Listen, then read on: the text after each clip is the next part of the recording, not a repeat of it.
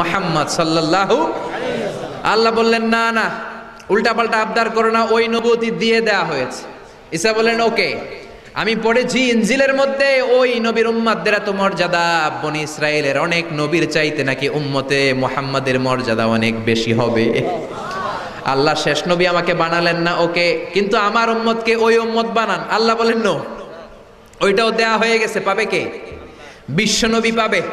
বিশ্বনবীর উম্মত আমরা হলাম উম্মতে মুহাম্মাদি। আমাদের মধ্য থেকে যারা আলেম হবে, হক্কানি আবেদ হবে, আল্লাহর ওলি হবে, বনি ইসরায়েলের অনেক নবীদের চাইতেও তাদের মর্যাদা বেশি হয়ে যাবে। সুবহানাল্লাহ। এবার উনি চোখের পানি ছেড়ে দিলেন। আল্লাহ দোয়া করলাম আমার শেষ নবী বানান, বানালেন না। দোয়া করলাম আখিরি উম্মত আমারে দেন, আমারে দিলেন না। এবার আমি দোয়া করি, এই দোয়া কিন্তু ফেলতে পারবেন না। আল্লাহ বললেন করো করো।